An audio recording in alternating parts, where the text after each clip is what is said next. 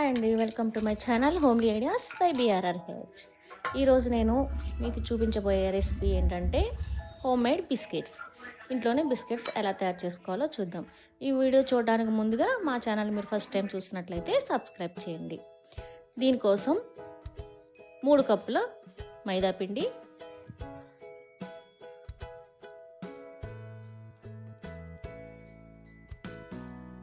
2 కప్పుల బియ్యం పిండి,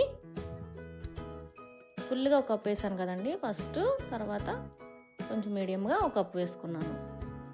ఇలా 2 కప్పుల బియ్యం పిండి, 1 కప్పు షుగర్ తీసుకొని దాన్ని మిక్సీలో గ్రైండ్ చేస్తే 2 కప్పుల షుగర్ పౌడర్ వస్తుంది. అది కూడా వేసేసుకోండి. దీనిలో ఇలాచీ పౌడర్ ఆప్షనల్ అండి, కావాలంటే వేసుకోవచ్చు లేకపోతే లేదు.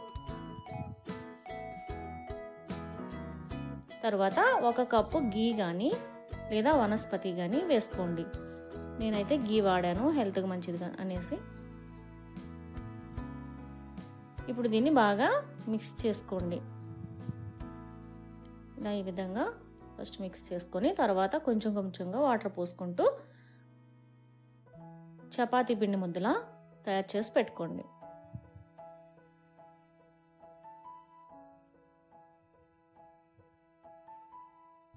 ఇలా ఈ విధంగా బాగా కలిపేసి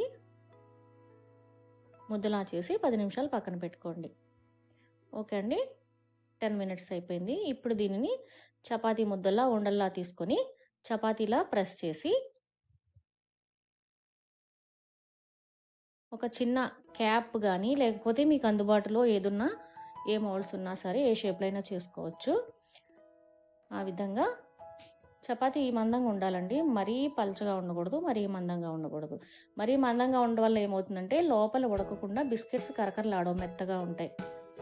ఇలా ప్రెస్ చేసిన తర్వాత ఏం చేయాలంటే ఒక వాటర్ బాటిల్ క్యాప్ తీసుకున్నాను నేను, దాంతో ఇలా రౌండ్ షేప్లో ప్రెస్ చేయండి.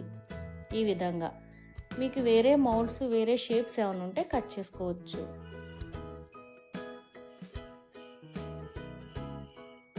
ఇలా ప్రెస్ చేసుకోండి.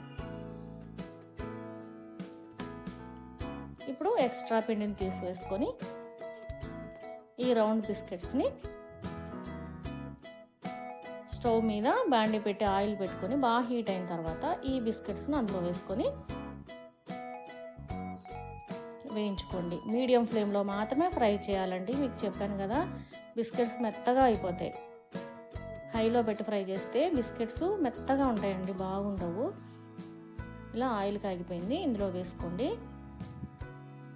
మీడియం ఫ్లేమ్లో మాత్రమే ఫ్రై చేయండి, బాగా బ్రౌన్ కలర్ వచ్చే వరకు ఫ్రై చేయండి.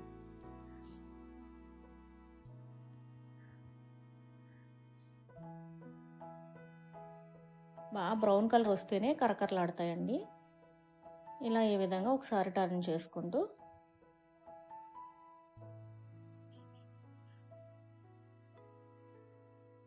ఇలా ఫ్రై చేసుకోండి.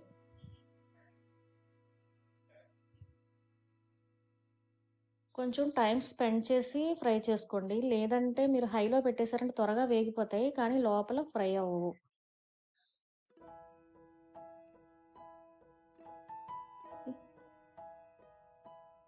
బిస్కెట్స్ రెడీ అయిపోయాయండి మన బిస్కెట్స్. ఇవి ఒక ప్లేట్లోకి తీసుకొని బాగా చల్లగా అయిన తర్వాత తింటే చాలా చాలా బాగుంటాయి కరకరలాడుతూ. ఈ వీడియో కనుక మీకు నచ్చినట్లయితే లైక్ చేయండి, షేర్ చేయండి, కామెంట్ చేయండి. మరిన్ని మంచి రెసిపీస్ కోసం మా ఛానల్ని సబ్స్క్రైబ్ చేయడం మాత్రం మర్చిపోకండి.